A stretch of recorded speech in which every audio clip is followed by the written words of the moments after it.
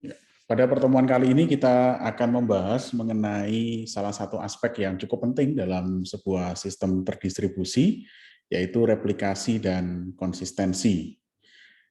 Ada beberapa hal nanti yang akan saya sampaikan. Yang pertama adalah replikasi, apa itu replikasi, kemudian model-model konsistensi, kemudian protokol untuk menjamin konsistensi, dan yang terakhir kita akan membahas mengenai manajemen replika. Oke, kita akan masuk ke materi yang pertama dulu, yaitu berkaitan dengan replikasi. Oke, jadi replikasi data ini merupakan salah satu isu penting di dalam sebuah sistem terdistribusi. Nah, pertanyaannya adalah kenapa kita memerlukan replikasi? Jadi replikasi ini diperlukan karena ada dua alasan sebenarnya. Yang pertama adalah untuk meningkatkan reliabilitas sistem. Jadi dengan menggunakan replikasi ini kita menghindari adanya titik tunggal kegagalan sistem atau single point of failure. Kemudian yang kedua menyediakan cadangan data atau data backup. Jadi sebagai contoh misalkan dalam konsep basis data terdistribusi kita bisa membangun sebuah replika dari sebuah basis data. Jadi ada basis data master, kemudian data yang ada di basis data master bisa kita replika di basis data slave. Nah, dengan menggunakan replika ini, kalau misalkan data yang ada di master itu hilang atau tidak bisa diakses, maka masih ada cadangan data yang disimpan pada basis data slave. Kemudian alasan kedua adalah bisa meningkatkan kinerja dari sebuah sistem. Dengan cara seperti apa? Dengan cara membagi beban ke beberapa node berbeda. Atau kita mengenal dengan istilah load balancing. Kemudian dia juga bisa dipakai untuk meningkatkan kinerja sistem dengan cara mendekatkan replika ke pengguna. Misalkan dalam contoh kasus content delivery network, di mana dengan content delivery network ini seorang pengguna bisa mendapatkan sebuah konten dari server yang lebih dekat dengan server dia atau dengan posisi dia. Oke, ini beberapa contoh mekanisme replikasi yang biasanya kita pakai dalam kehidupan kita sehari-hari. Misalkan pada studi kasus caching pada web browser. Jadi kalau kita menggunakan web browser, beberapa web browser itu menyediakan mekanisme caching. Sehingga misalkan ketika ada request pada objek atau konten yang sama, maka browser itu tidak perlu mengirimkan request itu ke server aslinya. Melainkan request tadi bisa dipenuhi dengan mengambil data yang ada pada cache. Oke, ini contoh pertama. Kemudian contoh kedua dari replikasi adalah content delivery network. Jadi pada content delivery network ini konten akan direplika ke beberapa cache server.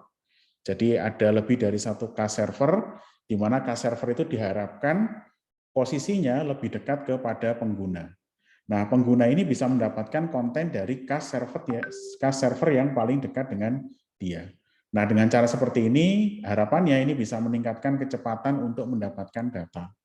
Nah, sebagai contoh, misalkan ada seorang klien, oke, tentu kalau seorang klien ini mengambil data dari server aslinya, posisi geografisnya maupun kecepatan aksesnya tentu lebih lama ketika dia mengambil dari server aslinya dibandingkan dengan kalau dia mengambil dari server yang mungkin posisinya lebih dekat secara geografis dengan dia. Nah, dengan cara melakukan replikasi, maka klien ini bisa mendapatkan konten dengan server yang lebih dekat dengan dia dengan harapan bahwa konten tadi bisa didapatkan dengan waktu yang lebih singkat. Itu contoh replikasi yang kedua. Kemudian contoh replikasi yang ketiga adalah basis data terdistribusi. Oke, atau misalkan kalau kita menggunakan MySQL, ada konsep yang disebut dengan MySQL cluster. Jadi dengan konsep ini, data itu direplikasi dari master, kemudian direplikasi ke slave.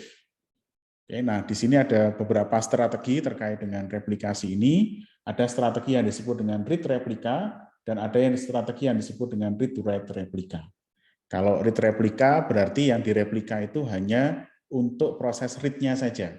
Sementara untuk proses write-nya itu tetap dilakukan pada satu database server tersendiri. Oke, kemudian strategi yang kedua adalah read to write replika, artinya proses read to write itu bisa dilakukan pada semua replika, tidak hanya pada satu master slave saja. Oke, itu contoh replikasi. Nah, berkaitan dengan replikasi ini memang di satu sisi kita bisa mendapatkan peningkatan skalabilitas dan juga bisa meningkatkan reliabilitas dan juga meningkatkan kinerja dari sebuah sistem. Tapi tentu replikasi ini juga punya cost atau punya biaya. Nah, mekanisme replikasi ini bisa menimbulkan permasalahan terkait dengan konsistensi data. Sebagai contoh, misalkan ketika kita menggunakan casing, kita seringkali mendapatkan hasil casing yang versi lama. Jadi ketika kita misalkan membangun sebuah website, gitu ya, ketika kita melakukan perubahan pada website, kadang-kadang ketika kita akses websitenya itu masih versi yang lama. Nah, ini berarti ada isu tentang konsistensi data antara casing dengan server aslinya. Nah, tentu ketika kita berbicara replikasi, maka kita juga harus berbicara mengenai bagaimana menjaga konsistensi dari replika sebuah data. Nah, pada bagian ini kita akan lebih banyak membahas mengenai model-model konsistensi yang ada di dalam sebuah sistem terdistribusi.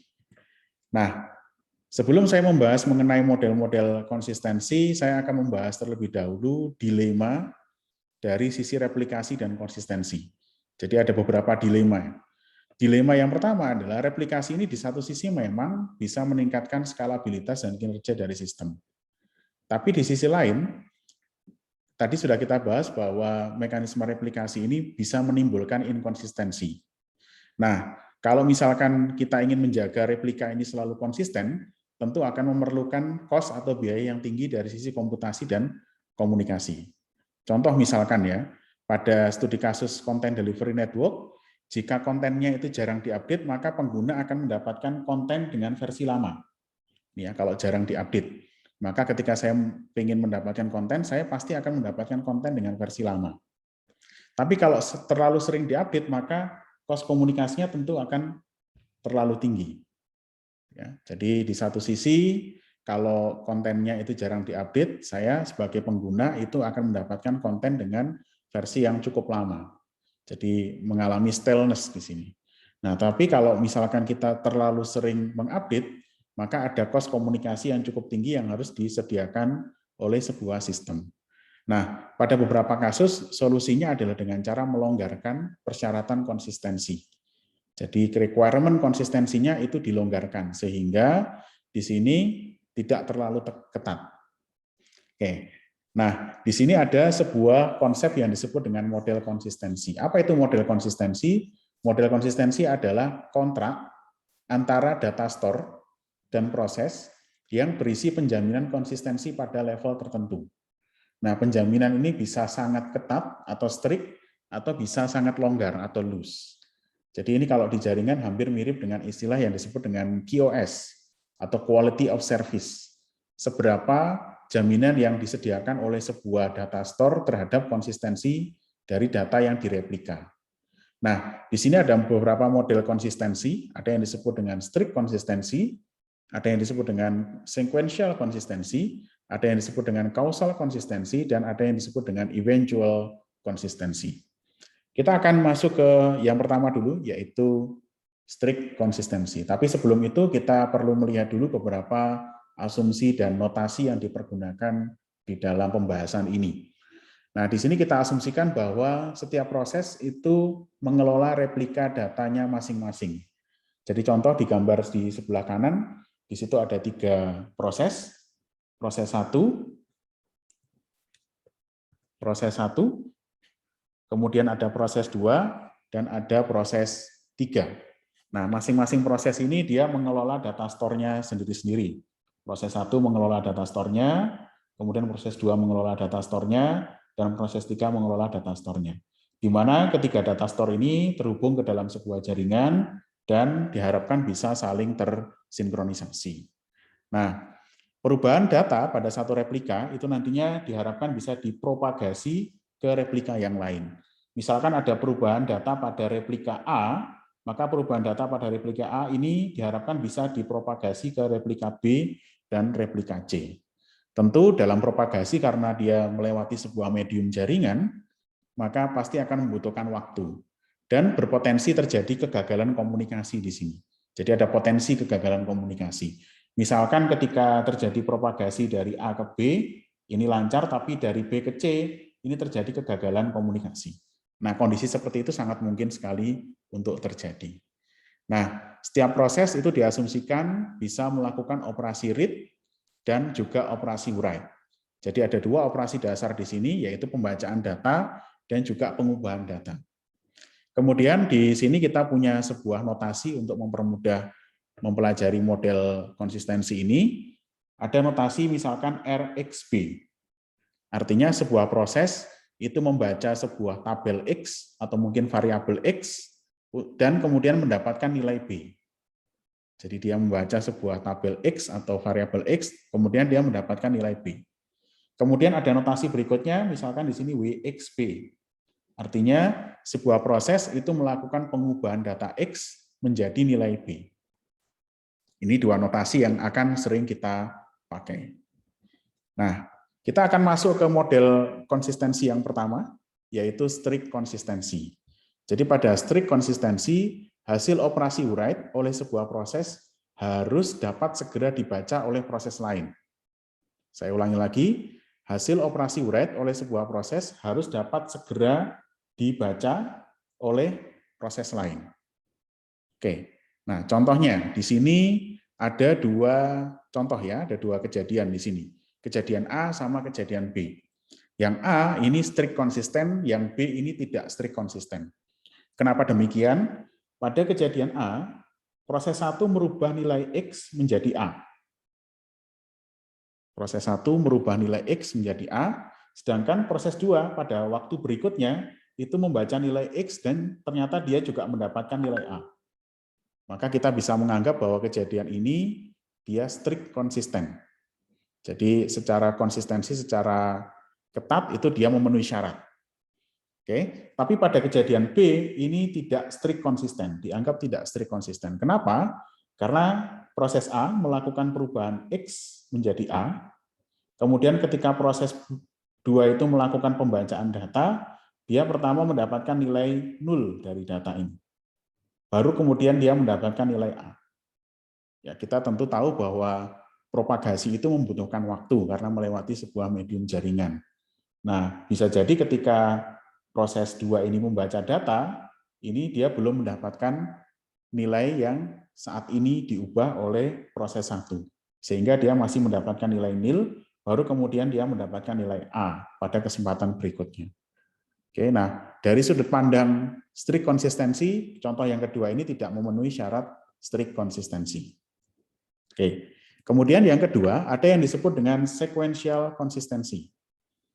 Pada sequential konsistensi, hasil operasi write tidak harus terbaca dalam urutan yang benar, not strict. Oke, namun harus terbaca dengan urutan yang sama pada proses lain. Jadi kita bisa menganggap bahwa sequential konsistensi ini adalah bentuk yang lebih longgar daripada strict konsistensi. Pada sequential konsistensi, walaupun misalkan hasil pembacaan itu tidak terbaca pada urutan yang benar, tapi harus terbaca pada urutan yang sama oleh proses yang lain. Contoh, studi kasus di sebelah kiri ini adalah sebuah contoh kasus yang masih bisa memenuhi syarat sequential konsistensi. Contohnya di sini ada proses 1 pada time ke-1, proses 1 ini merubah nilai X menjadi A. Kemudian pada waktu berikutnya, proses 2 merubah nilai X menjadi B. Tentunya kalau kita berpegang pada strict konsistensi, maka nilai akhir yang dibaca itu harusnya B. Dan itu konsisten di semua proses. Itu kalau strict konsistensi. Kalau kita berbicara sequential konsistensi, tidak harus dibaca dengan urutan yang benar, tetapi harus dibaca pada urutan yang sama oleh semua proses. Sehingga di sini proses 3 ketika membaca, mungkin dia mendapatkan update terlebih dahulu dari proses 2, sehingga proses 3 dia membaca nilai B. Oke, pada waktu berikutnya proses 4 membaca nilai B, kemudian terjadi perubahan data di sini, proses 3 membaca, kemudian nilainya jadi A, proses 4 membaca nilainya juga jadi A. Secara urutan, ini kita bisa menganggap dia masih sequential konsisten. Oke, walaupun secara strict konsistensi ini tidak konsisten secara strict konsistensi. Kemudian di contoh yang di sebelah kanan, ini adalah contoh yang non-sequential konsisten. Jadi secara sekuensial tidak konsisten. Kenapa? Karena bagi proses 3, dia membaca nilai X itu awalnya B, kemudian berubah jadi A. Sementara proses 4, dia awalnya membaca nilai X itu A, tapi kemudian berubah menjadi B. Ini dari sudut pandang sequential konsistensi, dia tidak konsisten. Apalagi strict konsistensi. Dia lebih tidak konsisten lagi. Oke. Itu sequential konsistensi. Kemudian ada model berikutnya adalah kausal konsistensi. Jadi kausal konsistensi ini lebih longgar lagi. Oke, jadi pada kausal konsistensi, operasi Wright yang berpotensi mempunyai hubungan sebab akibat atau causally related itu harus dilihat dengan urutan yang sama oleh proses lain. Jadi yang harus dilihat sebagai urutan yang sama itu hanya proses atau hanya operasi yang mempunyai hubungan sebab akibat. Kalau tidak mempunyai hubungan sebab akibat, tidak urut pun atau tidak sama pun tidak ada masalah. Oke, contoh ya. Contoh. Di sebelah kiri ini adalah sebuah peristiwa yang bagi sudut pandang sekuensial konsistensi dia tidak konsisten. Tapi dari sudut pandang kausal konsistensi dia masih konsisten. Kenapa? Proses 1 merubah nilai X jadi A, kemudian proses 2 merubah nilai X jadi B. Tapi proses perubahan ini adalah dua proses perubahan yang independen. Jadi proses 2 merubah X jadi B itu tidak tergantung dengan nilai yang sudah diubah oleh proses 1. Jadi di sini tidak causally related, tidak ada hubungan sebab akibat. Oke. Sehingga ketika pun dibaca dengan urutan yang berbeda oleh proses 3 dan proses 4, ini masih dianggap konsisten dari sudut pandang kausal konsistensi. Tapi di contoh di sebelah kanan, ini adalah yang tidak kausal konsisten. Kenapa disebut tidak kausal konsisten? Karena di sini ada sebuah peristiwa di mana proses 2, itu sebelum dia merubah nilai X jadi B, dia merubah nilai X jadi A. Sehingga dimungkinkan perubahan X jadi A itu causally related atau berkaitan atau punya hubungan sebab akibat dengan perubahan nilai X jadi B. Oke, nah ini yang disebut dengan tidak kausal konsisten. Oke, otomatis kalau tidak kausal konsisten, dia juga tidak sekuensial konsisten. Kalau tidak sekuensial konsisten, pasti dia juga tidak strict konsisten. Oke, ini yang disebut dengan kausal konsistensi.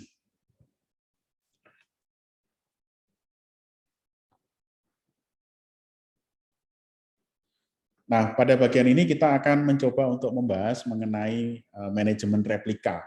Jadi bagaimana sebuah sistem terdistribusi itu melakukan pengelolaan replika. Oke. Nah, terdapat beberapa isu yang perlu diperhatikan dalam konteks pengelolaan replika. Isu yang pertama itu adalah penempatan replika atau how we find the best server location. Kemudian isu yang kedua adalah tentang strategi replikasi konten. Isu yang ketiga adalah tentang strategi distribusi konten, dan yang keempat adalah pengelolaan konten yang sudah direplika. Baik, kita bahas dulu yang pertama, yaitu penempatan replika. Jadi ini berkaitan dengan isu tentang mencari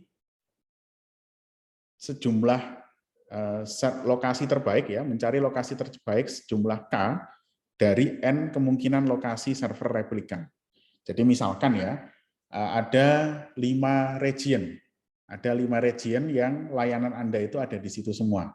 Ada region Asia, misalkan region Afrika, region Eropa, Australia, sama Amerika misalkan. Nah, tapi di antara 5 region itu Anda harus memilih 4. Karena mungkin dari aspek pendanaan itu Anda hanya cukup untuk membuat 4 replika server gitu ya. Nah, pertanyaannya adalah di mana saya harus menempatkan 4 replika tadi di antara 5 kemungkinan region yang ada. Jadi kita perlu milih 4 di antara 5. Nah, ada 2 pilihan strategi di sini. Strategi yang pertama adalah mencari nilai K dari N yang mempunyai rata-rata jarak minimal ke semua klien. Jadi kita hitung dari 4 kemungkinan itu kira-kira mana jarak yang paling minimal ke semua klien. Tentu kalau kliennya banyak, maka mekanisme penghitungannya jadi semakin kompleks. Atau kemungkinan yang kedua, kita tidak mencari rata-rata nilai yang paling dekat, tapi kita melakukan clustering. Oke, jadi kita mencari sejumlah K cluster, kita membentuk K cluster, nah kemudian kita pilih cluster dengan kepadatan paling tinggi. Nah, cluster dengan kepadatan paling tinggi itu yang nanti akan kita tempati server replika di situ. Oke, itu penempatan replika. Ini juga bisa menjadi sebuah isu atau sebuah topik penelitian yang khusus di sini dalam konteks penempatan replika. Kemudian yang kedua adalah strategi replikasi konten. Bagaimana kita melakukan replikasi konten? Oke, ada replikasi konten yang sifatnya permanen, artinya replikanya ditempatkan secara permanen pada server lain. Contohnya dalam studi kasus mirroring website, misalkan saya membuat sebuah website repository gitu ya, kemudian saya mirror ke website yang kedua.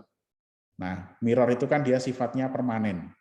Jadi data yang saya mirror atau saya replika di server kedua itu sifatnya permanen.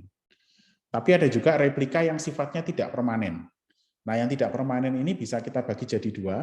Ada replika yang diinisiasi server dan ada replika yang diinisiasi oleh klien. Nah, kalau replika diinisiasi oleh server, maka proses replikasi data itu dilakukan secara dinamis atas permintaan server. Jadi server itu melakukan permintaan replika. Oke, nah contohnya misalkan di sini ada, kalau kita menggunakan Content Delivery Network atau CDN, berarti dia adalah salah satu jenis replika yang diinisiasi oleh server. Kemudian ada replika yang diinisiasi oleh klien. Jadi proses replika data itu dilakukan secara dinamis atas permintaan klien. Contohnya misalkan dalam studi kasus browser caching, itu permintaan replikanya itu diajukan oleh klien. Kemudian ini contoh replikasi yang diinisiasi oleh server. Jadi misalkan di sini ada klien 1, klien 2, dan ada 2 server. Ada server P sama server Q. Server C1 itu mengirimkan request ke server P. Dia ingin mencari atau mendapatkan konten F atau file F. Ini yang mau dicari. Nah, file F ini tidak dimiliki oleh P, tapi dia dimiliki oleh Q.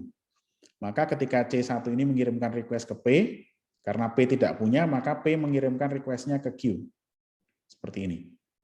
Kemudian dari Q akan diperoleh oleh P, kemudian P akan melakukan caching di sini.